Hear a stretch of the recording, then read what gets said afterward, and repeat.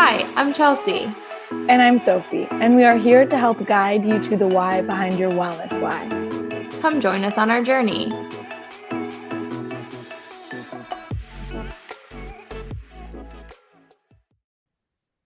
Hey, everybody. I literally just had like a cowgirl accent when you said that. Happy Friday. uh, anyways. So, on today's podcast, we are going to discuss how you live your why. Last time we spoke about kind of what your why is and how it can change, but we're just going to discuss why you want to achieve that why and maybe how you're going to do it. Yeah, love it. And define it, because I think last time we talked a lot about, well, we reintroduced ourselves. We talked about our podcast, why we're here, why our podcast is named what it is, a little bit more about it. And we talked a lot about our why, but we've never really sat down and defined. We've talked about our whys, but we've never really defined like, what does why mean? And are you living your why? And how do you live your why? So Chelsea and I, before this, were discussing how one of her clients brought up your why changing with age. And at first, I was kind of quick to be like, no. But then, I corrected myself and I can see it. I just hope one's why doesn't change for negative reasons with age. But Chelsea, talk about it a little bit more. Yeah. So I think first, well, because we are also talking about, which we'll get into all of this too, as to what people might define their why as. So sometimes I think why you're doing something can get confused with the goal. So, for example, if your goal is weight loss, someone might be, well, like, I want to lose weight, and thinking like that's why. So, like, if I say, why do you want to get healthy? They would say their why is weight loss. But weight loss is not really the why. The why is, why do you want to lose weight? So the question would be, why do you want to get healthy? Weight loss, that would kind of be the surface level goal. But like, why do you want to lose weight? That would be your why. So just kind of defining, and again, why can mean a million things. So this is like Sophie and I's perspective as to why is, why are you doing something on a deeper level versus a surface level goal? Why are you wanting to do XYZ? So kind of going backwards then into what Sophie was talking about from an age perspective is, it was brought up to me, and I thought this was so fascinating that a lot of people's whys change with age. So when I say like a surface level why, like a lot of times, and I think Sophie and I both saw this when we worked at a gym, and also now us both getting older as well, seeing a lot of times, and I don't want to make this like a blanket statement for every single person out there, but I think most people can probably relate to this in terms of, okay, you're in your early 20s, you're really, really focused on the physical side of things, how you look. And then as you start to age, you get into your later 20s. Yes, physique is still important. Physique might always be important for your whole life, but you start to understand a little bit more in terms of, okay, maybe your health is now more important because you're starting a family and you want to be healthier for your kids, and so on and so forth. And then you continue to get older, and maybe your health is important because you want to be able to stay active. And if you don't prioritize your health, there might be things that aren't so easy to do, like certain sports or traveling or whatever the situation. And then it kind of turns into a longevity goal as to, well, I want to stay healthy or prioritize health or whatever because of, I want to live longer and stay off medication or whatever the situation. And so it was just fascinating to have that conversation of, I don't think everybody's whys are the same, but I think people can connect with people of similar age groups to potentially having similar whys because of the time of life that they're in. Yes. And I could see one's family history maybe playing a role in that too. Like maybe someone that is in their early 20s might have their why already if something happened with like their parents or something, Mm. Mm-hmm. is a thought. But Yeah. Yeah, absolutely. Your history, your family history, medical history, how you were yeah, raised, all of that type of stuff too. So, and I think people, even if they're the same age, I think Sophie, you and I can probably relate to this very much of there can also be people of the same age that are in very different phases of life. I have friends that are very single and friends who also already have multiple kids. So again, like their why might be different because they're in different areas of life. So we're not saying like it has to exactly go with age. It's just it was something that was brought up to me that was just interesting to think about. yeah. And I feel like I could say for myself that probably happened somewhat.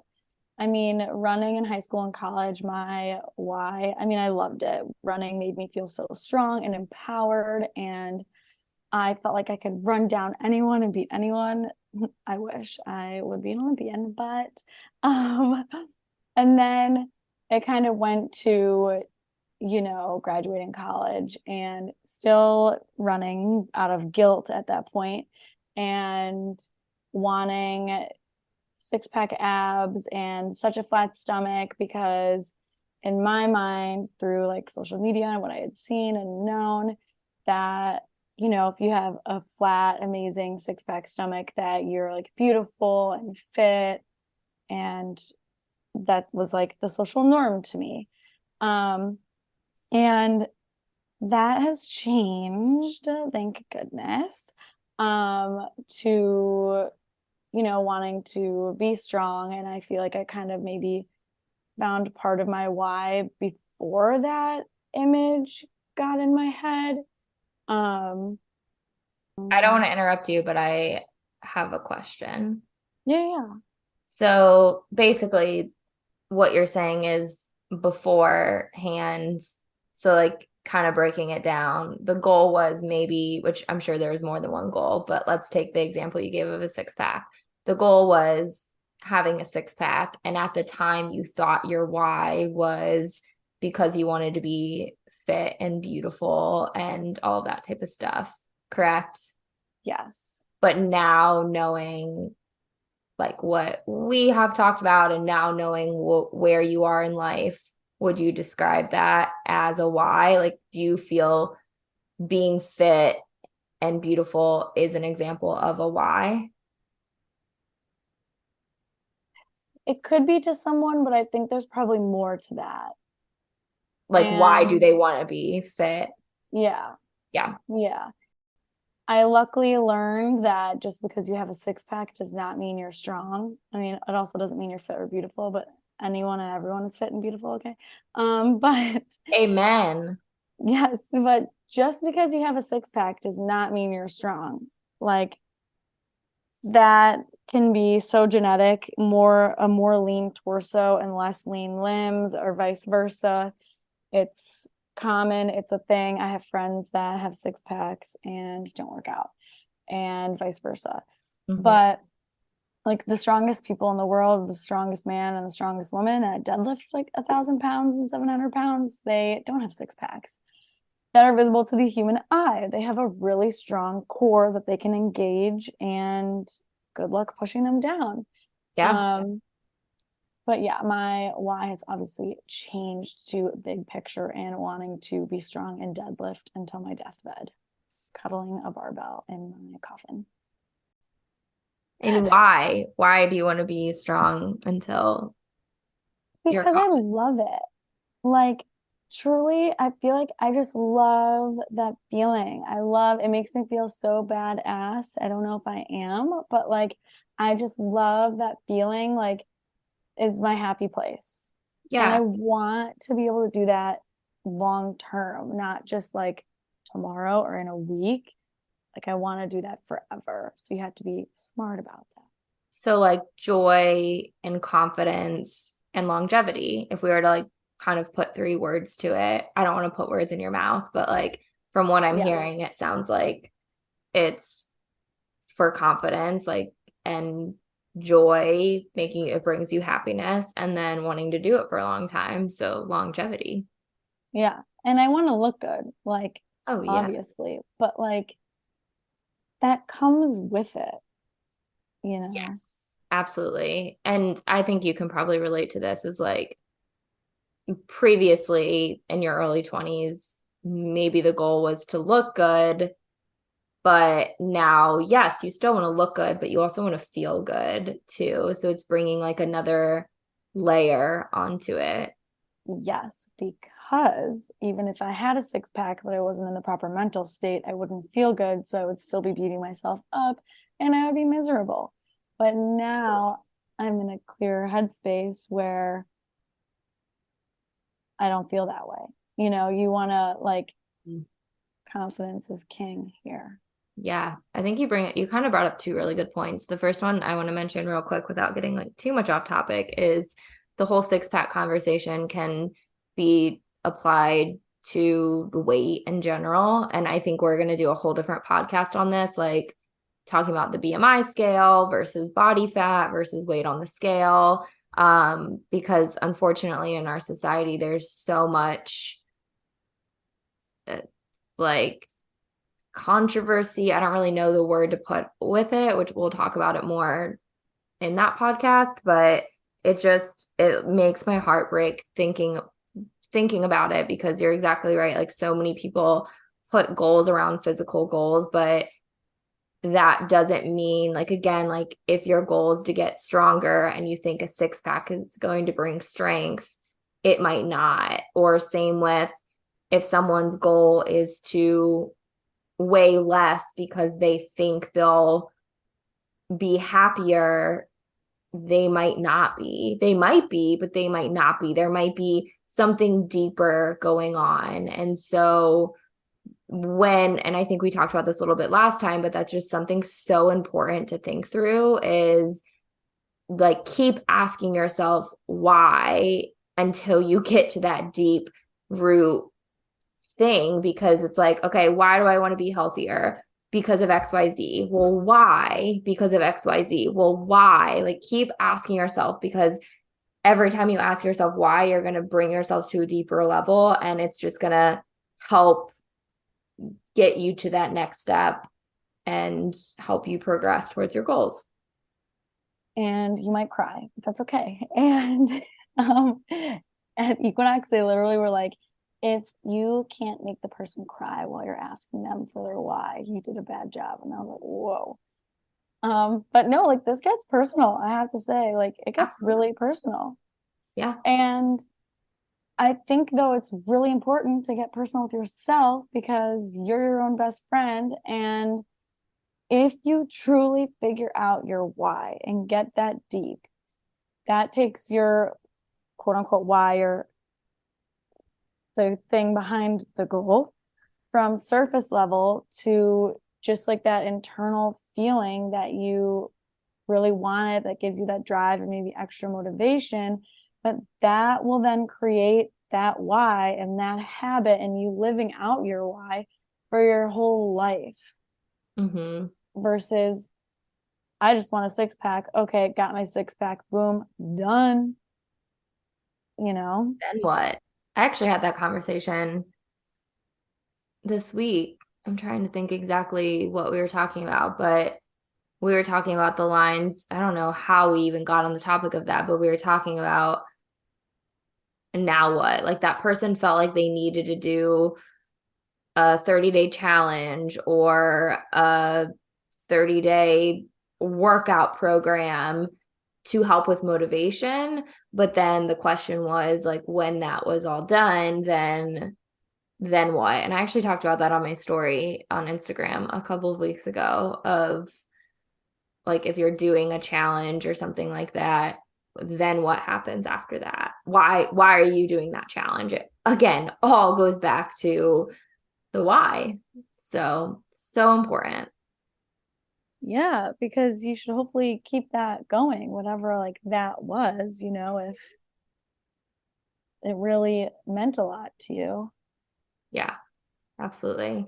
So, okay, fast forward a little bit. So you've had the conversation with yourself or a professional or a friend or whatever, and now you or this person or whoever knows their why. What would you say the next question would be? So after you figure out your why, you need to ask yourself if you're living the lifestyle of your why. And if you're not, then how you're going to start implementing that. Yeah. And it could be a process. Like Oh, again, 100%. these habits and journeys don't take 12 hours or 8 hours, like a night's sleep. Like it's going to take you weeks, months, years. Yeah. And again, I don't want to blanket statement this, but I can almost guarantee if you have a goal that you're struggling with or that like you feel like you're not accomplishing. So I don't want to keep talking about weight loss, but it's just easy to give this example. So again, if you ask yourself the question, why do I want to be healthy? And your answer is weight loss. And then you ask yourself, why do I want to lose weight? And your answer is because I want to be happier, because I want to be more confident, all of that. And you truly determine, like we had talked about, that's not always achieved with weight loss, but let's just use it as an example.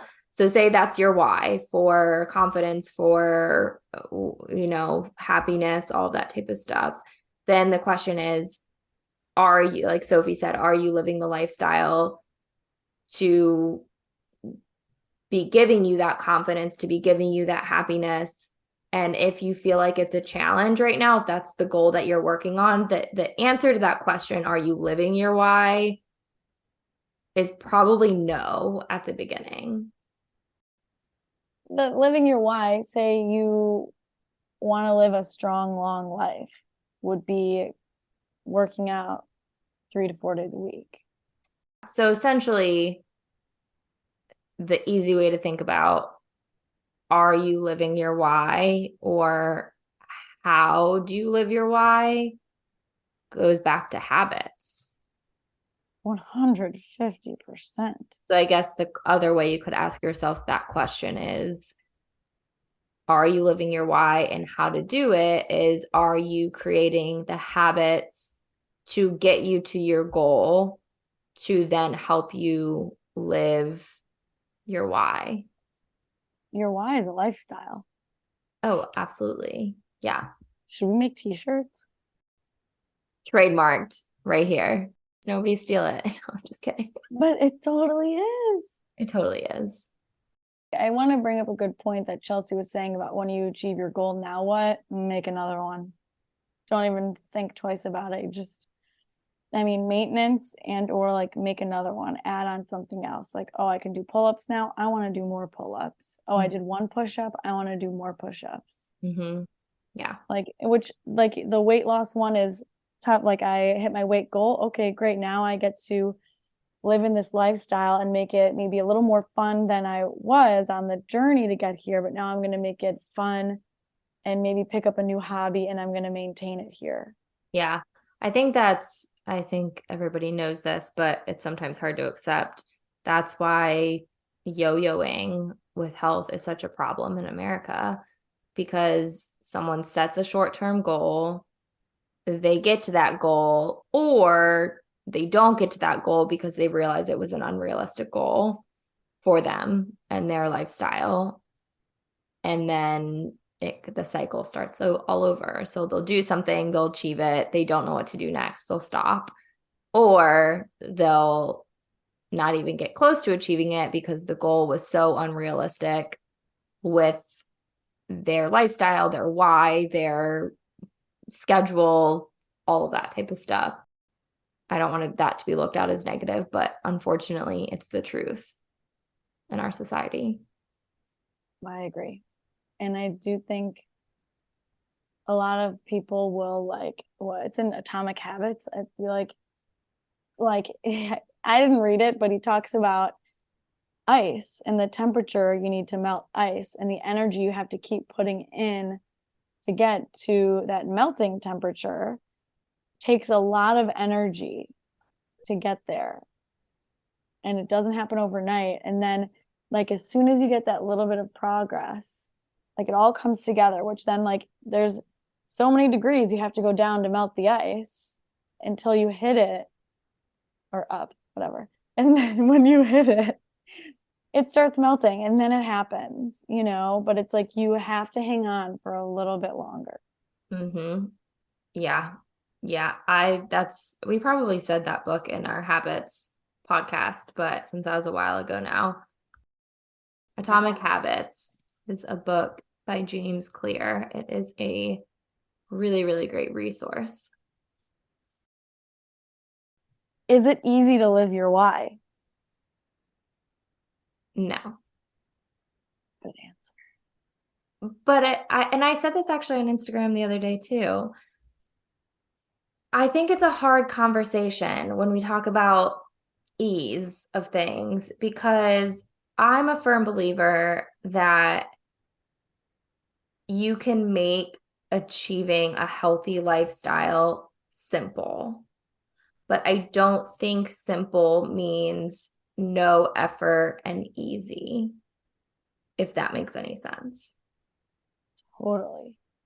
So I think the other problem I see in our society way too often is we try to overcomplicate health. We think we have to be doing it all. We think we have to be working out 7 days a week, eating perfectly, not being human and making a mistake, following all these self-care routines, buying 5 million things in skincare. Like, I think as humans, we think we have to achieve a healthy lifestyle no matter what your goal or your why is. We think we need to be doing everything. And I have been doing this for years. I am a firm believer that it doesn't have to be hard, but not being hard does not mean always being easy. Yes. Yeah. I'm really good at saying no. I'm not a people pleaser, and I don't feel guilty after I say no to things or people. I wasn't always that way, and I had so much guilt around fitness, right? But like, I don't really enjoy drinking. I don't really drink. I've maybe had 2 alcoholic beverages in this year, and I didn't do dry January. And it's just like, it used to probably be harder to say no to alcohol when I was younger and say no to plans and whatever. And now I'm like really good at it. And if I say yes, I'm like, okay, yeah, I'll go out Friday night, but I'm not going to drink. Or I'll go out Saturday night, I'm not going to drink. And I'll tell my friends, because I'm like, yeah, I mean, Sunday morning's like my favorite day of the week to go work out. I can take my time. It's Sunday, whatever. So I do think it gets easier. But I think at the beginning, it's probably really hard. And you're like, how do I do this? I have all these groups of people. I might have kids. I have a job. But it's just creating that habit and getting comfortable with maybe being uncomfortable at the beginning. Mm-hmm. And then it gets easier. Mm-hmm. Yeah, I would 100% agree with that, because it comes a part of your lifestyle. And that's the goal, right? Is it for it to become a part of your lifestyle that does feel like a part of your lifestyle. It still might take effort, but that does not mean it has to be hard. Like, you still, like, okay, with the example that you just gave with like working out on a Sunday, like, you still have to put effort to get to the gym and work out on a Sunday, but you genuinely enjoy it. It's part of your routine. Again, it's your why. It's bringing you happiness. It's bringing you confidence. So like, it's becoming a part of your, it's not becoming, it has become a part of your lifestyle. So it feels simple because it's giving you the results of your why. Totally. I don't even think twice about it. It's like brushing my teeth. Oh yeah, going to lift, like same thing. It's like sleeping. It's like going to work. Anything. It's just instilled in my bones now. Mm-hmm. I talk with my clients sometimes about adult chores. So like, we have to do our laundry. We have to do things that we might not love to do. And again, I don't want to say you should be doing things for your health that you don't love to do, because I genuinely think that you should find things you love to do as a part of your health routine. But you had mentioned like brushing your teeth. So it's funny. I think neither of us have kids, but I'm sure parents listening, if you have toddlers or you have young ones, you've probably at a time or currently have hassled or are hassling kids to brush their teeth. Like you go through that period of time in your life where you just you don't want to do it. And as you get older, like brushing your teeth becomes a habit. It becomes a part of your lifestyle and you don't think twice about it. Hopefully you don't think twice about it. Like it just is something that you do. So it's the same thing with health. Like as Sophie was saying, if it's a new habit and it's new to you, there's always going to be pushback, but then the more it becomes a part of your lifestyle and if it's helping you achieve your why, then it becomes simpler. I'm the same way with, I mean, you guys all know if people follow my grocery hauls on Instagram, like meal planning and grocery shopping, it's second nature to me just because as weird as I am, I love to grocery shop and it brings me joy and happiness. Yeah. Like if we're zombies, right? We're still just gonna go do it. Like Mm-hmm. even and we're human, right? We're 100% human. There's probably days Chelsea doesn't want to grocery shop and I don't want to lift. Oh, totally. And half of those days I listen and I don't. And half of those days I'm like, I'm showing up for myself. I'm going to do it. It might not feel good. I'll go a little bit lighter and I'll give myself grace. But the way to keep that why alive and to achieve what I want to achieve, consistency is where it's at. But in that example, you're still doing something, you're just not giving up. And that's another problem that I see in our society is Yeah. if we don't want to do something, we consider it a fail and we just stop. So if we can use both of our examples, if I don't feel like meal planning or grocery shopping, years ago, I might have just been like, screw it, I'll start next Monday. This week is going to be a wash, nothing I can do about it. Versus now, it's like, okay, I don't feel like meal planning or grocery shopping. What can I do then? What can I do? Can I outsource? Can I get my groceries delivered so I don't have to go to the store? Can I get a box of things like a HelloFresh box that, yes, maybe it's not exactly what I would have made, but it's helping me to still take a step in the right direction. And same with your example. Maybe you're not going your hardest at the gym and PRing and things, but like you're still doing something when it comes to movement. And so when you're working towards your goal or your why, you don't have to be at your top level always. You don't have to be thriving always, but like are you doing something towards it? Something, one thing, one thing. Well, I feel like Chelsea and I can talk about this all day. Clearly. Is there anything else you would like to add? I don't think so. I know we are kind of all over the place, but hopefully this is helpful. And if you don't have answers, hopefully at least it's getting you to think. And I think that's the big takeaway is that we're thinking about it. There's not a black and white path for all of this type of stuff. If you're thinking about it, you're stepping in the right direction. Yes. And food for thought is, do you know your why? Are you living out your why? If not, what boundaries and balance and priorities do you need to think about? Yeah. And I would say if that sounds too difficult, even just picking one thing. So, like, if you figure out your why, you figure out you're not living your why, and it's like, oh my gosh, but it feels so difficult to figure out all of my boundaries and all of this balance and everything. Like, what is one thing? Like I said, one thing. And maybe you're further. Maybe you're like, yeah, I can do this and this and this, and I'm already doing this. And that's amazing. But if you're not, and you're just starting out or you're struggling with figuring all of this out, like one thing, just start with one place. And remember, your why is not your goal. It's the why behind the goal. Yes. And what did you say that we need to put on t-shirts? Your why is a lifestyle. It is. Big takeaway. Your why is a lifestyle. Mic drop. I love it. Thanks for tuning in. Bye.